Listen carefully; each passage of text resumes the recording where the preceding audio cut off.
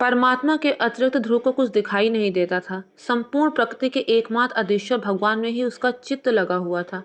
उसके पैर के अंगूठे से पीड़ित होकर पृथ्वी अंदर को धंसने लगी थी। विश्वात्मा से एक हो जाने के कारण पृथ्वी उसका भार सह नहीं पा रही थी। उसने बिना प्राणवायु को लिए ही तपस्या की थी, जिस वजह से समुद्र और नदियां भी शुद्ध हो गई थी। भूख, प्यास, वर्षा, धूप, आंधी, किसी भी चीज का उसे नहीं पता चल रहा था, क्योंकि वो तो अपना शरीर ही भूल चुका था। उसके मन, प्राण और उसका व्यक्तित्व भगवान के चरणों में पूरी तरह से लीन हो चुका था। देवताओं ने विघ्न डालने की कोशिश की, बड़ी बड़ी राक्षसियां उसे डराने आई, परंतु वो उनको देखता तक नहीं था। बहुत से देवताओं ने एक दूसरा उपाय सोचा। उन्होंने ध्रुव की माता सुनीति का रूप धारण करके उसके सामने रोना बिलखना शुरू कर दिया कि चलो मैं अकेली हो गई हूँ। इस तरह से माँ ने बच्चे को वहां से ले जाने की कोशिश की, लेकिन ध्रुव ध्रुव किसी की बातों में नहीं आया। नारद जी ने जिस भगवान के रूप का वर्णन किया था ध्रुव के सामने, वही रूप उसकी आंखों में इस तरह से बसा हुआ था कि उसके अतिरिक्त ध्रुव को कुछ दिखाई ही नहीं दे रहा था। इधर जैसे उसकी 6 महीने की पूजा पूरी हुई, भगवान विष्णु उसके सामने आ गए। भगवान विष्णु ने उसके मन में जो चित्त था, जो मूर्ति थी, भगवान की जो मूर्ति थी जिसका वो ध्यान कर रहा था, जब वो प्रतिमा ही उसके अंदर से गायब कर दी तो वो छटपटाने लगा और उसने तुरंत अपनी आंखें खोल दी। जब उसने अपनी आंखें खोली तो उसने भगवान विष्णु को अपने सामने खड़ा पाया। भगवान विष्णु को देखकर उसे ऐसा लगा कि अब उसके जीवन का सब उद्देश्य पूरा हो गया है। भगवान विष्णु ने उससे वरदान मांगने को कहा तो उसने कहा कि मैं छोटा बालक हूँ, आपकी स्तुति कर नहीं सकता, इतना ज्ञान नहीं है मुझ में, कृपया करके मुझे इतना सामर्थ्य दो कि मैं आपकी स्तुति गा सकूं। भगवान विष्णु ने अपने शंख से उसके कपोलों को जैसे ही छुआ, वो भगवान की स्तुति गाने लगा। भगवान को देखकर ऐसा ध्रुव को लगा कि जैसे उसकी आंखें भगवान को पी जाना चाहती हैं। भगवान के बार बार कहने पर ध्रुव ने भगवान से एक ही वरदान मांगा कि मेरा मन रात दिन तुम में लगा रहे। हे ईश्वर, मेरी ऐसी धारणा है और वह पूर्णतः सत्य है कि आपके चरण कमलों के ध्यान से, आपके भक्तों के द्वारा आपकी कथा सुनने के आनंद से जो लाभ होता है, वह अपनी महिमा में स्थित ब्रह्म में भी नहीं होता। भगवान, मैं निरंतर आपका चिंतन किया करूं और जो आपके भक्त हों, आपके चिंतन में ही रत हों, जिनका अंतःकरण निर्मल हो गया हो, उन्हीं के साथ मेरी संगति हो और उन्हीं के साथ मुझे वास मिले। मेरी इच्छा है। आप मुझे ये वरदान दे दीजिए। आपके चरण कमलों में मेरी भक्ति बनी रहे, मुझे ये वरदान दे दीजिए। जब रत्नाकर ही अपना स्वामी हो तब कांच का गहना कोई क्यों पहनना चाहे। मुझे ये वरदान दे दीजिए कि आपके चरणों से मेरा ध्यान ना हटे। भगवान ने कहा कि प्यारे ध्रुव, तुम ठीक कह रहे हो। यद्यपि तुम्हारे मन में पहले कामना थी, परंतु अब कोई कामना नहीं है। मेरे दर्शन के बाद कामनाएं रहती ही नहीं है, लेकिन फिर भी मैं तुम्हें सबसे ऊंचा स्थान प्रदान करूंगा, जो मेरे भक्तों को ही प्राप्त होगा। और क्योंकि ये मेरी आज्ञा है तो तुम्हें इसे स्वीकार करना ही पड़ेगा। तुम्हें 36,000 वर्षों तक राज्य करना होगा। उसके पश्चात तुम्हारे लिए एक विमान आएगा और तुम उस पर चढ़ के ग्रह नक्षत्रों के ऊपर त्रिलोकी के केंद्र ध्रुव स्थान में जाओगे और वहां तुम कल्प पर्यंत रहोगे। जगत का ज्योतिष चक्र और सप्तऋषि आदि तुम्हें दाहिने करके विचरण करेंगे। इस प्रकार से वे सब के सब तुम्हारी प्रदक्षिणा करेंगे। कल्प के अंत में तुम मेरे लोक में आओगे और मेरा वह स्वरूप प्राप्त करोगे जिसे पाकर फिर लौटना नहीं होता। तो इस तरह से ध्रुव ने अपने 6 महीने की तपस्या में रात दिन खाली भगवान का ही चिंतन करके अपने उसी जन्म में मोक्ष पा लिया और मुक्ति पा ली। संसार में हर मनुष्य के सामने दो प्रकार की बातें आती हैं, एक तो सुनीति और दूसरी सुरुचि। जो सुरुचि शुभ नीति का विरोध करती है वो रुचि नहीं कुरुचि है। हम अपनी उदारता से भले ही उसे सुरुचि कह लें, लेकिन सुरुचि के अनुसार चलने पर उत्तम सुखभोग कुछ दिनों के लिए प्राप्त हो सकता है, परंतु ध्रुव अथवा स्थायी लाभ सुनीति के अनुसार चलने से ही होता है। सुनीति सुरुचि की विरोधनी नहीं है, बल्कि सुनीति के साथ जब सुरुचि का संयोग हो जाए तो आनंद की और भी अभिवृद्धि हो जाती है। परंतु मनुष्य का मन इतना चंचल होता है, इतना कमजोर होता है कि वह क्षणिक सुख के लिए रुचि के अधीन हो जाता है और सुंदर नीति का परित्याग कर देता है।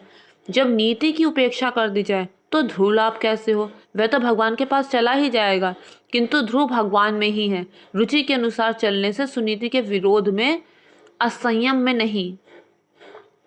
राजा उत्तानपाद की आंखें तब खुली थी जब उनको ये मालूम हुआ था कि ध्रुव भगवान की आराधना करने के लिए चला गया है। वो व्याकुल हो गए थे, कितना छोटा बालक कहाँ वन में गया होगा, जंगली जानवरों का वन में भय है, कहाँ बैठ के रोया होगा, यहाँ से भी वो रोते हुए गया था, उसे कितना कष्ट हो रहा होगा। लेकिन नारद जी ने आकर उन्हें आश्वस्त कर दिया कि आपका पुत्र बिल्कुल ठीक है और जो भगवान की शरण में जाता है भगवान उसकी हर प्रकार से रक्षा करता है, आप चिंता मत कीजिए।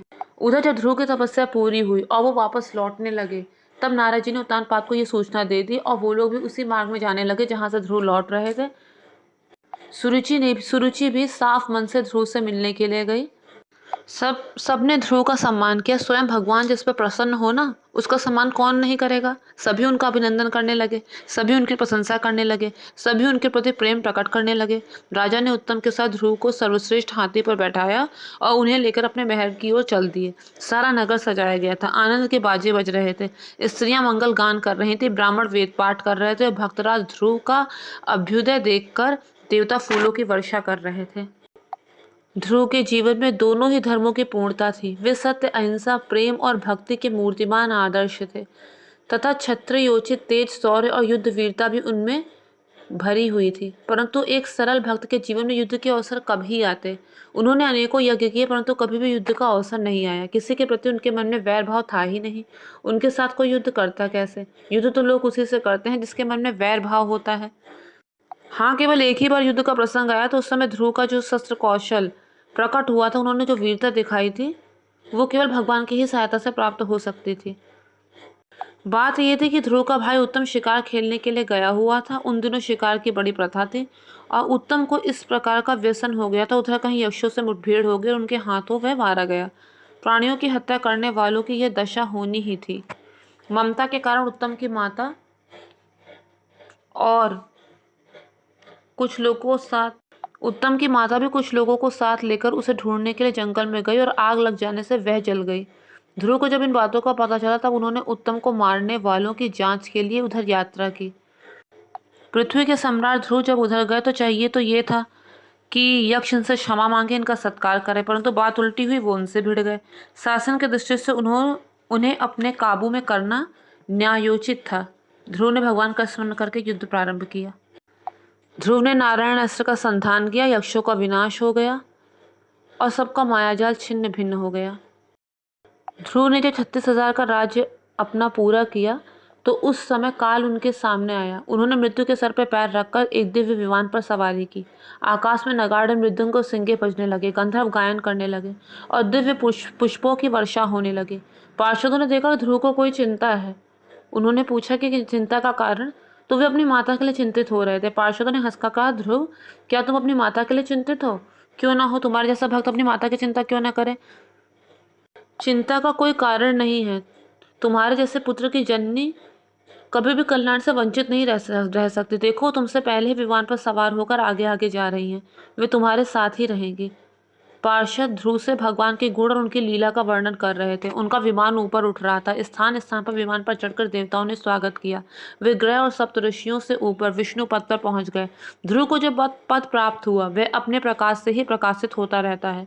जो सब प्राणियों पर प्रेम रखते हैं, दुखियों पर दया करते हैं, भगवान के चरणों में प्रेम रखते हैं, केवल वे ही इस पद तक पहुँच सकते हैं।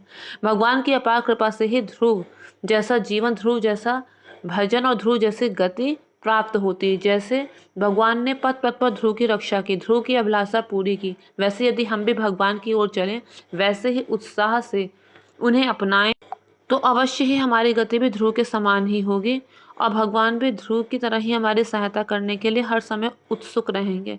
कल्प भर तक ध्रुव उस स्थान में रहकर भगवान की लीला का अनुभव करते रहेंगे और उसके बाद उन्हें सायुज्य मुक्ति प्राप्त होगी। तो फ्रेंड्स, ये थी हरिभक्त ध्रुव की कथा जो मैंने पूरी डिटेल में आपको सुनाई है। ये पार्ट 2 थी। पार्ट 1 इससे पहले मैं वीडियो दे चुकी हूँ। मैं उसका लिंक आपको कमेंट बॉक्स या फिर डिस्क्रिप्शन बॉक्स में दे दूँगी।